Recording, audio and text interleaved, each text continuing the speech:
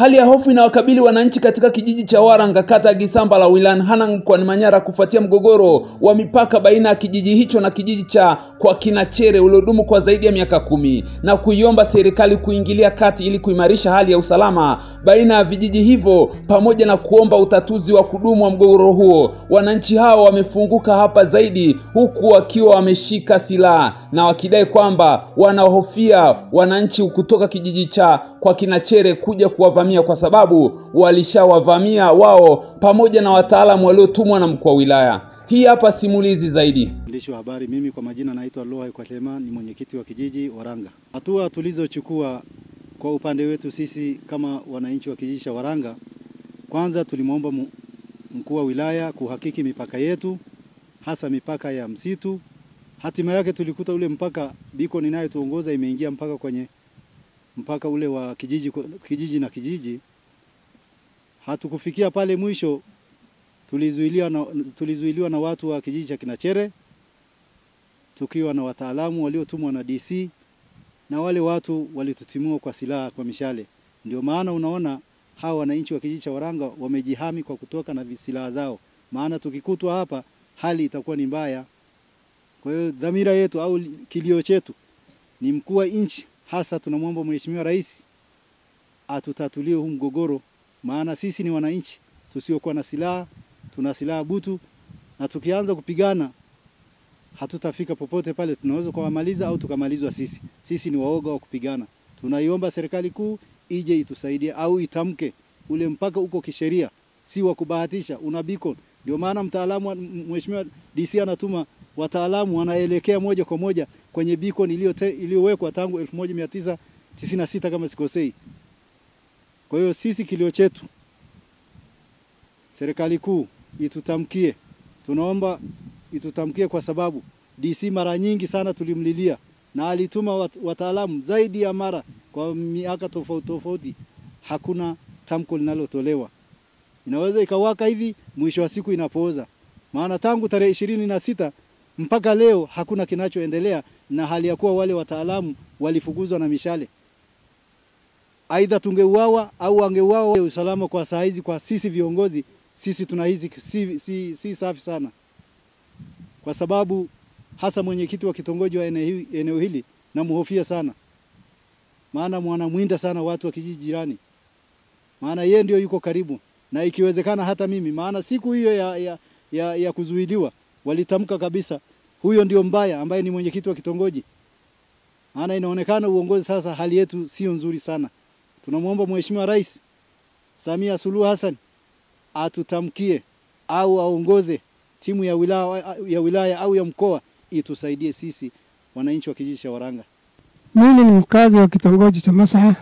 Jina langu ni Salimu Gati, mwasisi wa kitongoji cha Masaha. Watu wote hapa kinachotusibu ni migogoro ya muda mrefu wa mipaka. Wataalamu tulioomba wakaweka alama zao, lakini tamko rasmi kugawanyika kwamba huku ni Waranga na huku ni Kinachere. Majuzi, kifupi tu majuzi, walikuja alituma wataalamu. Wataalamu wale walikuja wakaweka alama za beacon. Baadaye watu wa Kinachere walituvamia na wakatufukuza kwa silaha pamoja na wataalamu waliotumwa na mkuu wa wilaya. Hali ya usalama ipo tu, hapakuharibika chochote, ila sisi tuliondoka.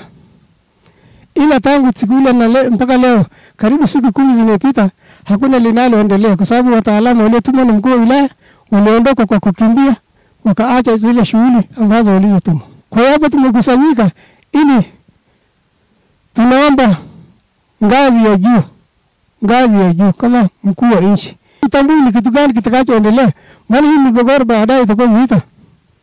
Sisi tunachoomba mkuu wa nchi atusaidie. Naitwa Ibrahim Samuel Tango, ni mkazi wa kijiji cha Waranga. Mgogoro huu unatuathiri hasa pale shughuli za maendeleo zinapofanyika, hasa shughuli za uhifadhi wa maeneo yetu ambayo ni tengefu kwa ajili ya matumizi mbalimbali ikiwemo uhifadhi wa msitu.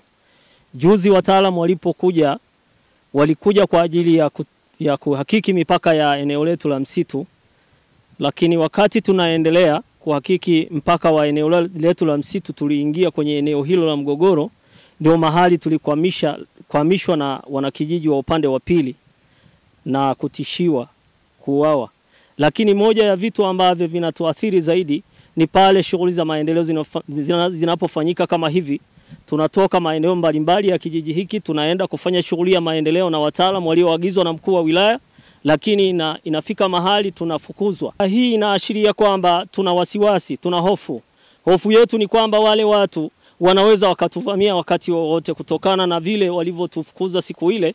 Walituahidi ahadi mbalimbali kwamba wanaweza wakatuua, wanaweza wakatuumiza pale watakapotukuta tu pamoja tunazungumzia jambo hili la mpaka. Anasema majina yangu naitwa Lalamu Urai. Waranga. Anasema yeye ni mkazi wa Waranga. Toya. Anasema Tobologa mkuu wa wilaya ga akhaisan kitabani delo faqwari. Anasema mkuu wa wilaya alikuja na akatoa maagizo ya siku 7. Toya. Anasema alo wataalamu wa yao. Baadaye akatoa tuma wataalamu. Toya. Anasema tola digmudu kwa ihran. Baadaye tukafanya zoezi lile aliyoagiza, tukafuata mpaka kwa chombo cha kitaalamu. Toya. Anasema digmudu gado utatarita nani mpaka wa msitu. Toya. Anasema bal polisi dir. Na siku ya kwanza tulifanya kazi, polisi wapo mali sukumaba. Toya. Anasema to balsar la polisi balsar ugatli ha polisi ka. Siku ya pili tuliporudi polisi hawapo.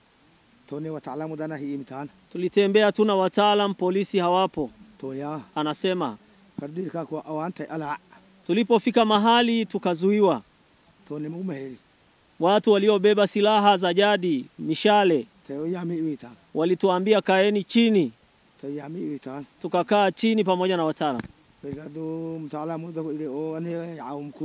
Mtaalamu akawajibu wale watu wenye mishale kwamba nimeagizwa na mkuu wa wilaya. Wakamwambia mkuu wa wilaya hatumtambui sisi, aje mwenyewe. Anasema baadaye tukaondoka kutoka pale. Anasema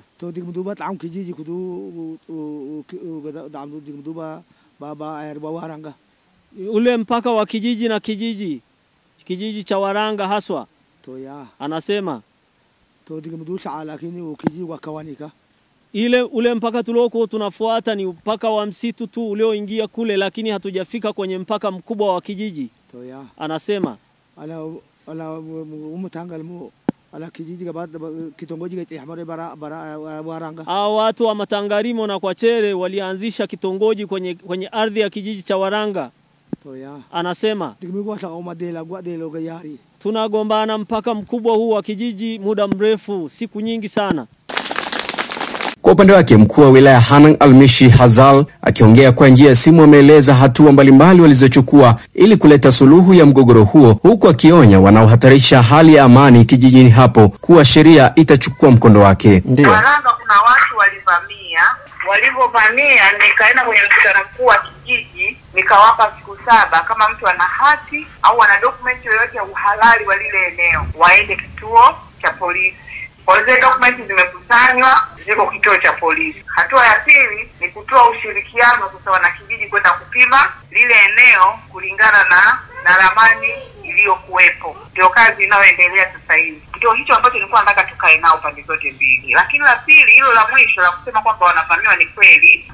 Wale wananchi hawajapata tu uelewa, lakini wakija kupata elimu jambo lile linaenda kuisha kabisa. Ukiona kwamba mtu anazidi kufanya uharibifu au kudhuru wenzie, lazima tuamchukulie hatua. Hatuwezi kukaa